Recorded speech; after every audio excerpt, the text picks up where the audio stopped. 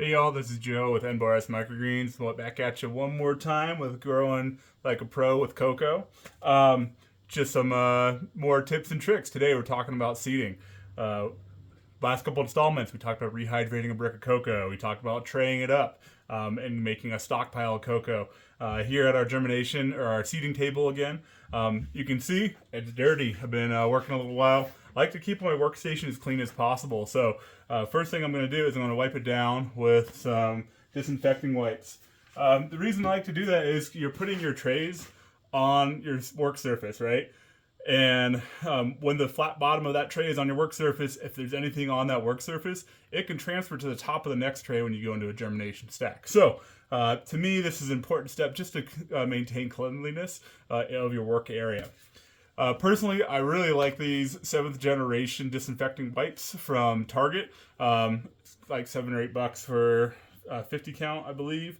70 count. Works up to like 10, 12 cents a piece. They're not bleach, they're thymol. So thymol is a active disinfectant from the thyme plant. Maybe it's thymol. I don't know. Whatever. That TH gets me every time. But great stuff. Food safe. That's the number one thing for me because these are going on top of your food, right? With bleach, it can leave behind salts. You're supposed to wipe down everything with a rinsing wipe after you bleach stuff. So this is one way that I circumvent that part of the process and kind of lean up my system. We'll talk about leaning more here in a minute. So I just like to give it a quick wipe, get all the gunk. I do have some seeds left over from the last couple batches hanging out on my table. So no one likes a wasabi mustard seed and their red garnet amaranth. This also helps prevent that.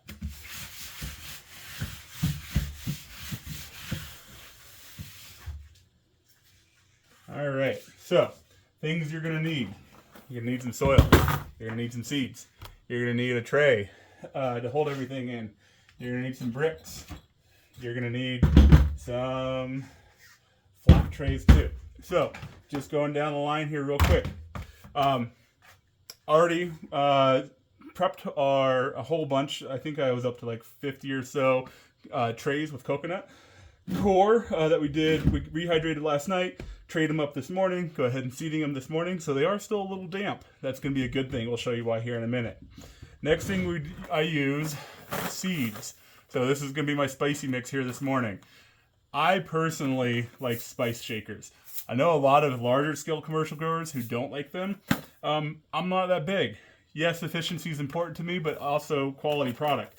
I find I get a much more even spread of my seeds over the top of your tray using a spice shaker.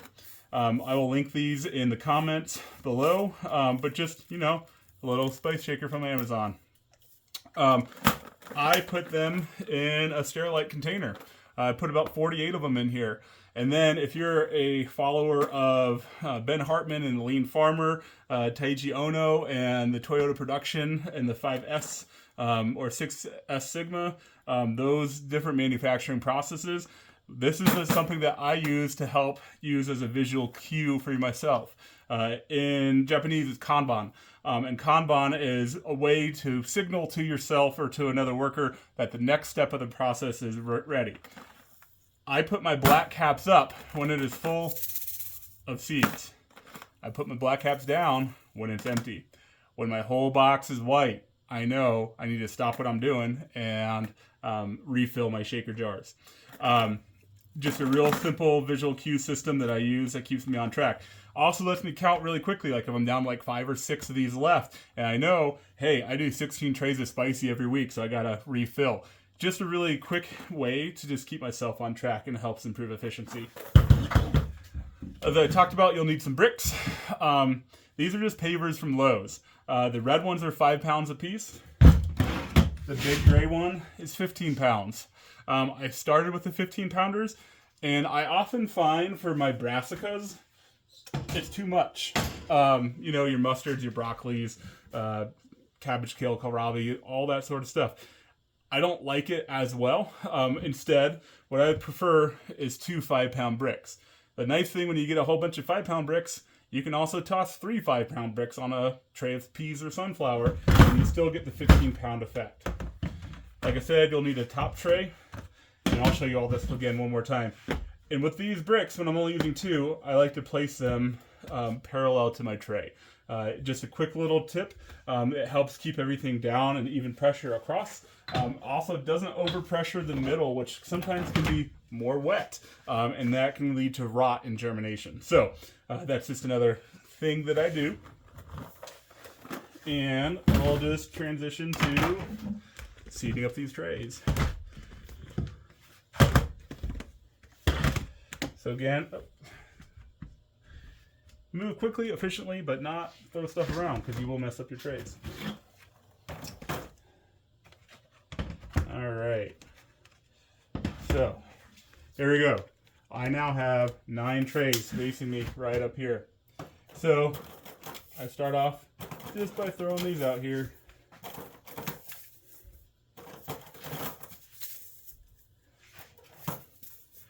Now, one of the tricks I like to do, a couple things when I go into seeding. I like to seed the perimeter first. That means when I seed the perimeter first and I come back and seed the middle, I'm likely double seeding the perimeter. The outside edges dry faster, both when it's a full-grown microgreen and you're ready to harvest, also during germination stack. Generally, less water is better than more water when it comes to germination. Yes, you need water, not too much water. Too much water will cause rotting. Too much water in the center will cause heat and rotting. So we like to spread more seed around the outside because they'll dry faster at harvest. Also help improve your germination rate. When we go to water, I will show you that. We also start with a perimeter. Now, one of the things that you can do to speed up the process is shake it right on and tap it on the edge of the tray. That helps the seed come out faster along those edges.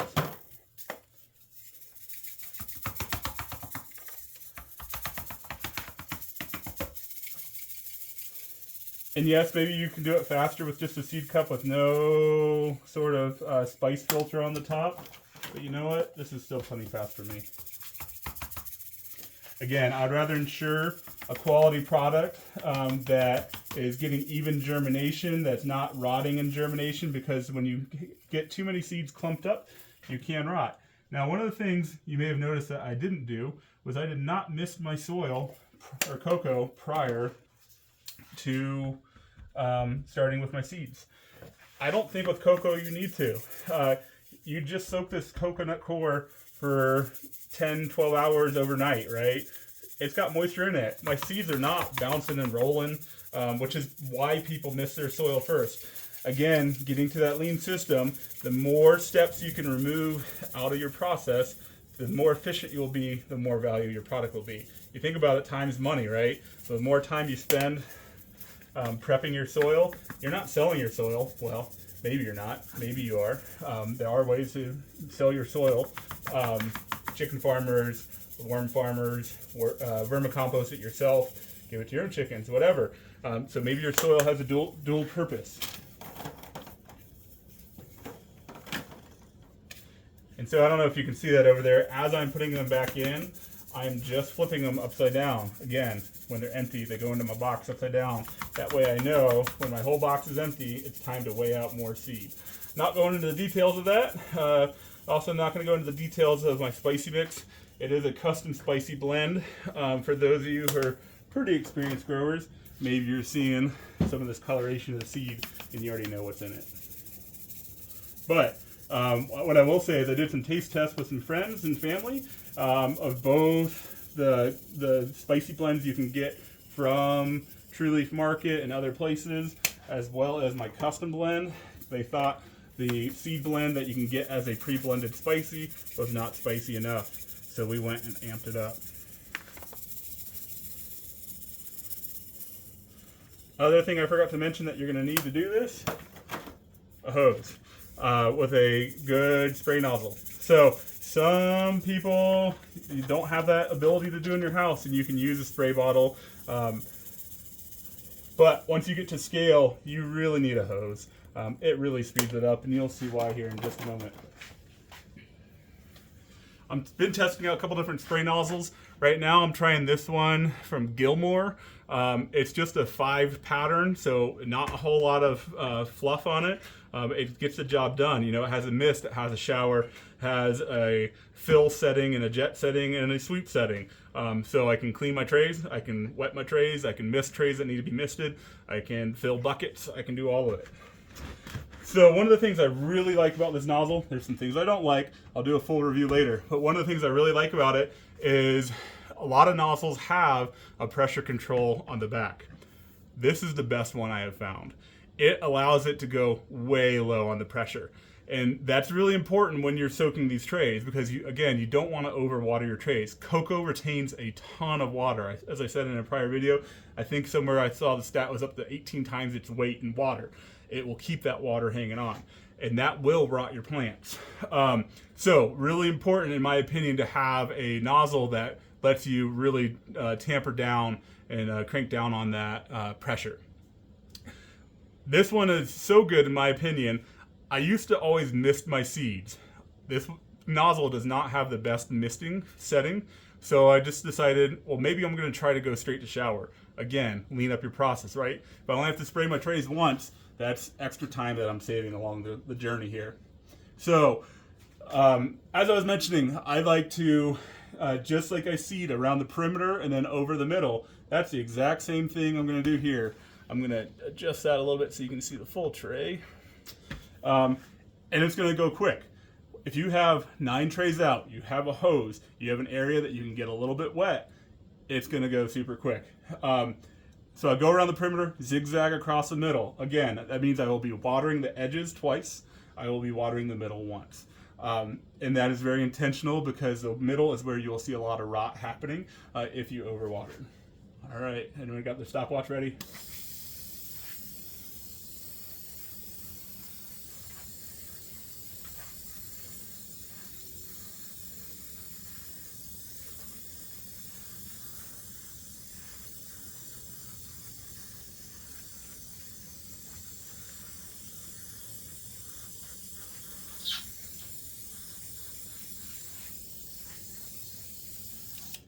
Like that, 9 trays done. So, the next thing we're going to do is we're going to go to a germination stack.